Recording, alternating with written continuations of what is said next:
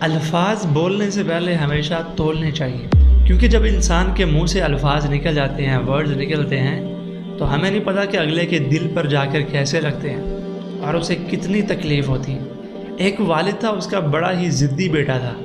اس کو سمجھانا اتنا مشکل تھا کہ جیسے شیر کے منہ میں ہاتھ ڈالنا۔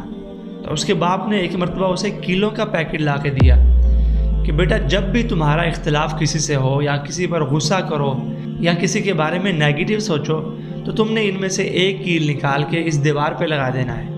تو بیٹا ایسا ہی کرنا شروع ہو گیا۔ پہلے دن اس نے تقریباً 38 نیل وہ دیوار پر لگا دیے۔ آہستہ آہستہ وہ اپنے آپ پر قابو پانا سیکھ گیا۔ روزانہ وہ کیل لگاتا اور کیلوں کی تعداد روز بروز دن بدن کم ہوتی چلی گئی، اور ایک دن ایسا آیا کہ اس نے ایک بھی کیل نہ لگایا۔ تب وہ اپنے آپ پر قابو پانا سیکھ چکا تھا، اپنی زبان پر یا اپنے غصے کے اوپر قابو پانا سیکھ چکا تھا۔ اس دن اپنے باپ کے پاس جاتا ہے اور کہتا ہے کہ آج میں نے ایک بھی کیل دیوار پر نہیں لگایا۔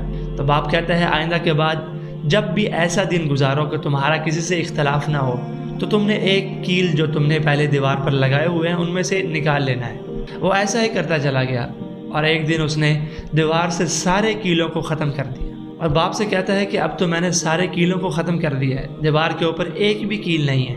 تو اس کے باپ نے اسے سمجھایا کہ تم نے جو کیل لگائے تھے، خواہ تم نے وہ کیل سارے ہی دیوار سے اکھاڑ دیے ہیں، لیکن جو چھید تم نے کیے تھے وہ ابھی تک بھرے نہیں گئے۔ کبھی کبھی انسان ایسی بات کر دیتا ہے جو انسان کے دل کی گہرائیوں پر ایسے جا کے لگتی ہے کہ وہ کبھی بھی معذرت کر کے اور سوری اپالوجائز کر کے بھی کبھی بھی وہ دل سے زخم ختم نہیں ہوتا۔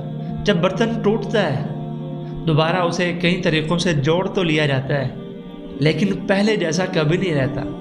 جب کاغذ کو پھاڑا جاتا ہے، ہم کئی چیزوں سے اسے جوڑ تو لیتے ہیں، لیکن پہلے جیسا کبھی بھی نہیں رہتا۔ ہمیشہ بولنے سے پہلے سوچو، کہیں ایسی بات تو نہیں کر رہا کہ جو کرنے کے بعد میں پچھتاتا ہی رہوں اور وہ پہلے کی طرح کبھی بھی نہ ہو سکے۔